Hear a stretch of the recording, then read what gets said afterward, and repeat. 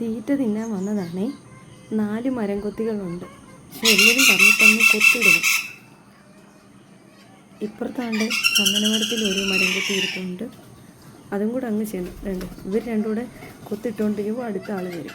3 മരം കൊത്തികളെ. മരം കൊത്തിയുടെ കരച്ചിലാണ് ഇത്.